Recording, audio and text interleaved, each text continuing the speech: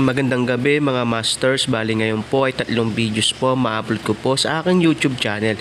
Tama nga mga masters, 3 videos nga po ma-upload ko po. Yon, what's up mga masters? Nandito na naman tayo sa panibagong araw, panibagong kabanata na naman ang pagsasama-samahan natin ngayon guys.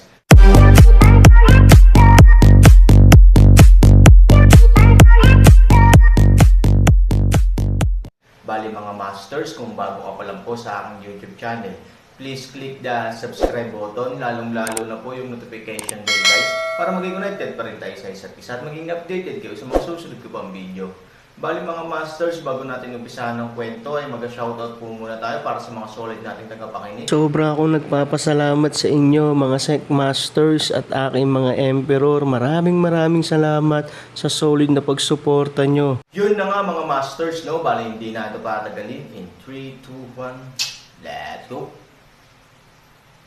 Mga masters, baka pwedeng hindi tayo mag-skip ng ads. Salamat mga masters. Ang bagong yugto ni Daryl sa storytelling channel sa YouTube mapapakinggan. Ang bagong kabanata. Lalo na kung mangyayari ang labanan sa mismo nilang teritoryo. Mas magiging pabor sa lahi ng mga barbarian ito. Dahil alam nila at kabisado nila ang kanilang lugar. Maaari nila itong gamitin advantage sa ating lahing elf, at baka kapag nangyari iyon mas lalong mapahamak pa ang buo nating lahing elf. Kaya Ken, sigurado ka na ba sa iyong naisip na tayo ay sasalakay sa mismong lugar ng mga barbarian? Alam ko na alam nyo din na ito ay masyadong mapanganib sa ating lahat.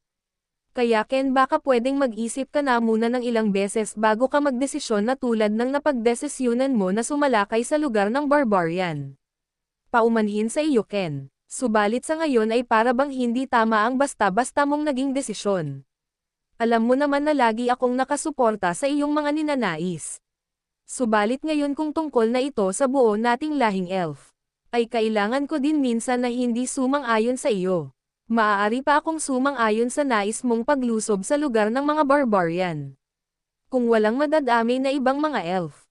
Subalit ang buhay ng buong lahing elf ay nakasalalay sa magiging desisyon mo Ken. Kaya mag-isip ka muna, Ken, ng ilang beses. At isipin mo din ang mga pwedeng mangyari sa ating lahat kapag ginawa natin na sumalakay sa lahi ng barbarian na ngayon ay nakakaranas pa tayo ng mga hindi magandang pangyayari. Sabi ni Mata. Ngayon maghiwalay-hiwalay tayo at suyurin ang bawat sulok na mayroon ang imperyo ng ating lahing elf. Sigaw ng isa sa mga kasundaluhan.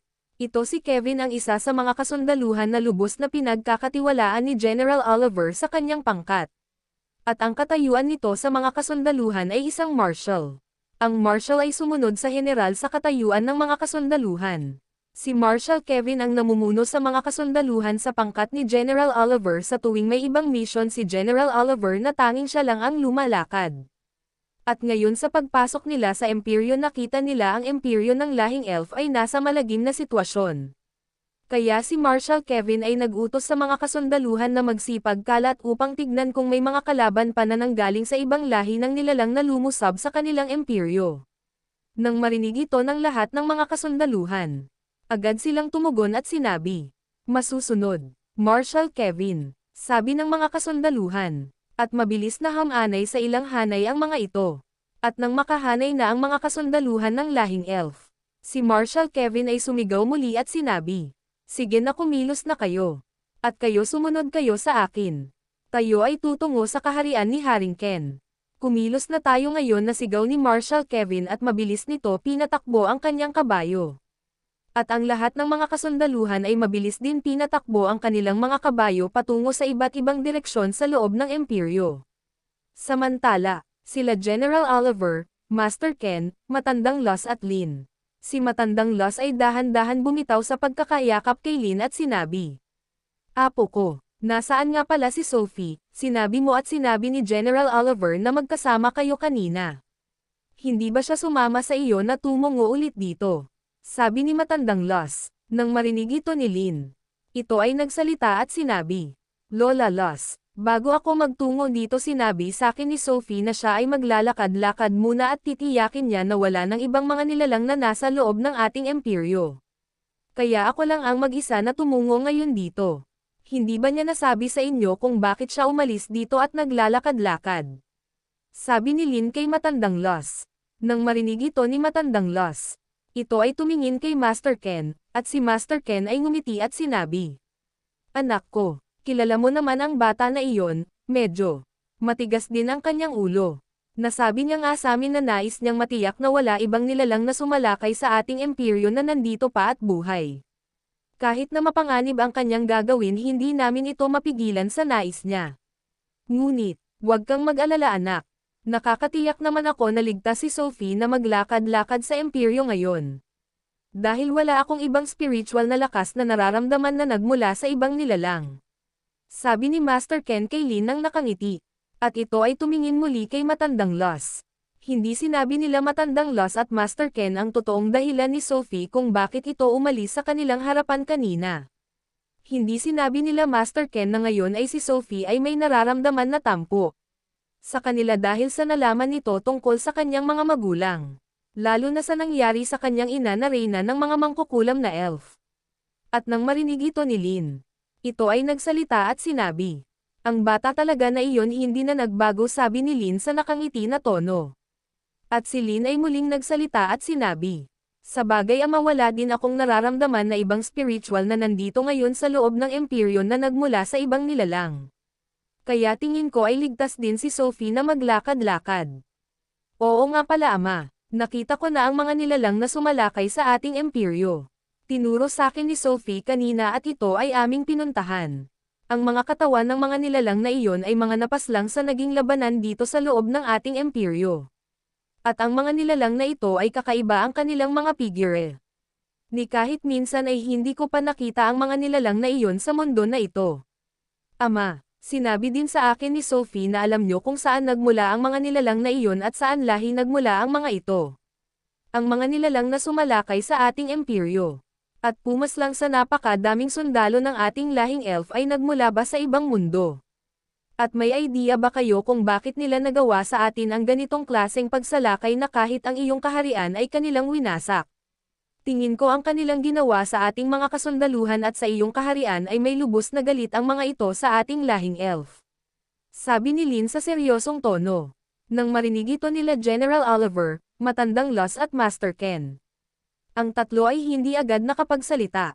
At si Lin ay napansin ang pagkatahimik ng tatlo at si Lin ay muling nagsalita at sinabi, "Ama, may problema ba? Alam ko na alam nyo kung saan lahi ang mga nilalang na sumalakay sa ating imperyo. Tulad ng sinabi ko, sinabi na sa akin ni Sophie na alam nyo ni Lola Loss ang sagot sa aking mga tanong. Dahil natanong ko na din kanina sa kanyang kung saan nagmula ang mga nilalang na iyon, bago kami naghiwalay." Sabi ni Lin sa seryosong tono. Nang marinig ito ni Master Ken, ito ay biglang naging seryoso at si Master Ken ay nagsalita at sinabi, "Lin, aking anak, tama ka. Ang mga nilalang na iyon ay kahit kailan ay hindi mo pa sila nakita. Kahit kami ni Loss ay ni minsan ay hindi pa namin nasilayan ang mga ito. Na kahit na ang mga nilalang na iyon ay ating kasakasama na naninirahan sa mundo na ito. Anak ko, ang mga nilalang na iyon ay mga pangbihirang nilalang na nagmula noon sa ibang mundo. Ang mundo na kanilang pananggalingan bago sila nanirahan sa mundo na ito ay ang mundo kung nasaan ang mga Diyos. Ang mga nilalang na iyon ay mas piniling umalis sa God's domain at manirahan sa ibang mundo, at dito nga sa mundo na ito ang kanilang napili para sila ay manatili ng matagal na panahon. Ang mga nilalang na iyon ay tinatawag na mga barbarian. Ang dating lubos na kaaway ng mga hari at Diyos sa God's domain." Sabi ni Master Ken sa seryosong tono. Nang marinig ito ni Lin, ito ay labis na nagulat at labis na hindi makapaniwala. At si Lin ay napasigaw sa pagkagulat at sinabi, "Ano, Ama, ang mga nilalang na sumalakay sa ating imperyo ay ang lahi ng barbarian. Ang isa sa makapangyarihan nilalang na kasakasama natin sa mundo na ito. Totoo ba Ama? Ang mga nilalang na napaslang din sa naging labanan sa ating imperyo ay nagmula ba talaga sa lahi ng barbarian?" Sabi ni Lin sa pagkagulat na tono at labis na hindi makapaniwala. Nang marinig ito ni Master Ken, ito ay nagsalita at sinabi, "Oo anak ko, hindi kami pwedeng magkamali. Ang mga simbol sa kanilang mga suot-suot na mga baluti ay ang simbolo ng mga barbarian. At ang mga figure ng mga ito ay nagmula talaga sa lahi ng barbarian. Kaya hindi kami pwedeng magkamali, sila ay nagmula talaga sa lahi ng mga barbarian." Sabi ni Master Ken. Nang marinig ito ni Lin, mas lalo pa siyang hindi makapaniwala. At si Lin ay nagsalita at sinabi, Ama, paano nakarating sa ating imperyo ang lahi ng barbarian? At bakit nila nagawa na tayo ay lusubin at pagpapatayin ang ating mga kasundaluhan? At ang mismong kaharian mo pa ay kanilang winasak. Ama, kung totoo ngang nagmula sa lahi ng barbarian ang gumawa ng ganito sa ating lahing elf. Nasa panganib ang ating buong lahing elf. Ano kaya ang naging dahilan ng kanilang galit sa ating lahing elf? Sabi ni Lin sa tono ng may pag-alala. Yun na nga mga masters, no? Bali panibagong kabanata na naman yung natapos natin ngayong gabi. Muli, maraming salamat po talaga sa walang sawang suporta po sa aking YouTube channel na talagang inaabangan nyo po ang bawat upload ko po. Bali mga masters, magkita-kita ulit po tayo bukas ng gabi at ngayon po ay magpapaalam po muna tayo. Bali mga masters, bye-bye!